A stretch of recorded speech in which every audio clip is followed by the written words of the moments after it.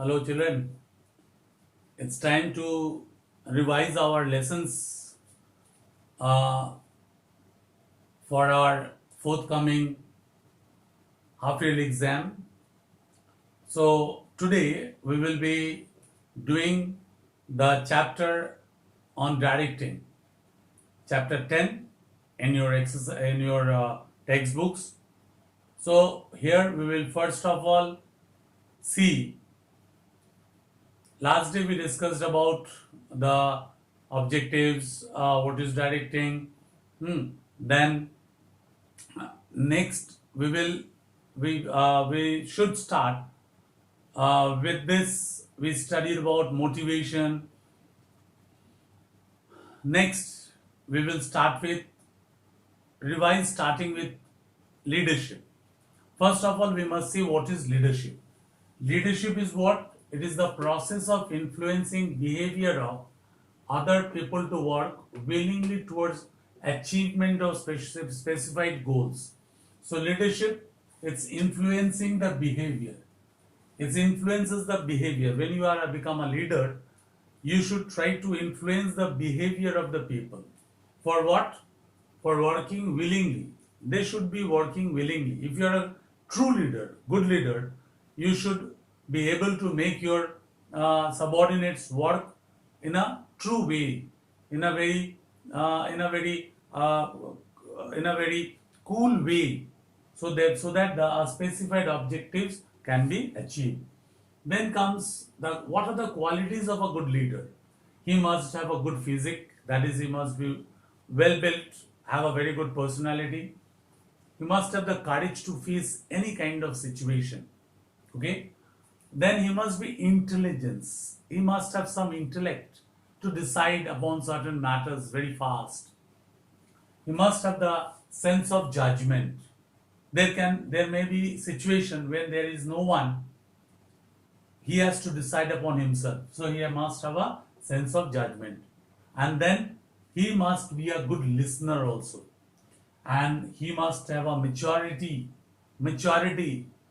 of his, with his age, he must mature with his thoughts. Then foresight, he can look forward because he has to meet the people, different types of people, different days. So he must have a foresight, how to deal with them, what next to come, he must do that. He must have self-confidence. He must be confident enough to deal with the people. Communicative skills must be very bright enough. He should have a very good communication skill, and he must be responsible at every respect, in every respect. Next, that as because he must have a communicative skill, then we must know what you mean by communication.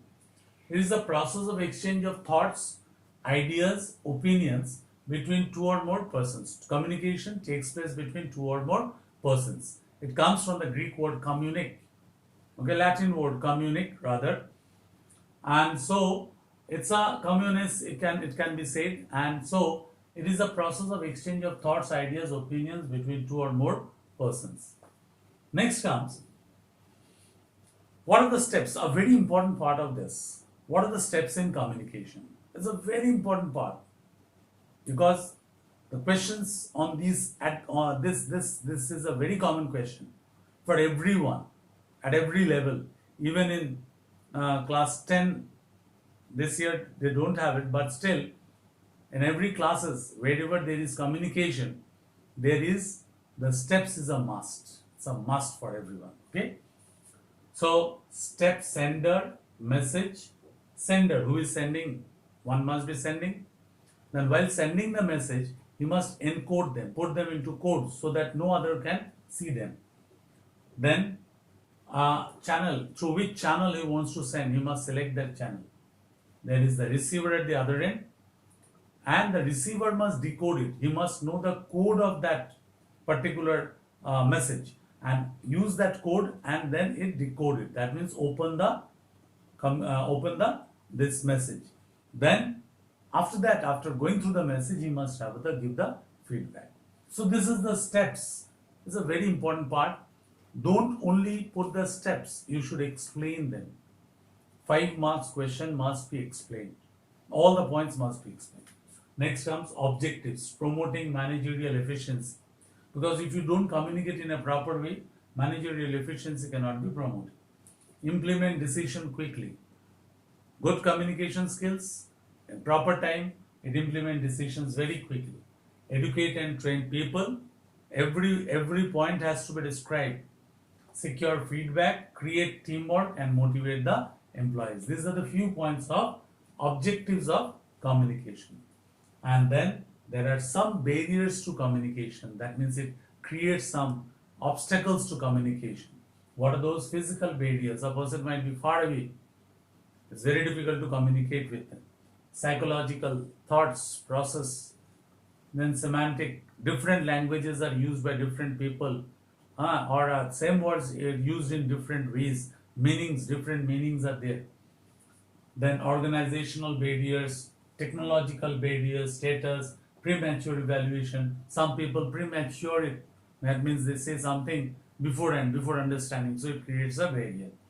That is then inattentiveness. If you are inattentive, you will not be able to hear the communication properly.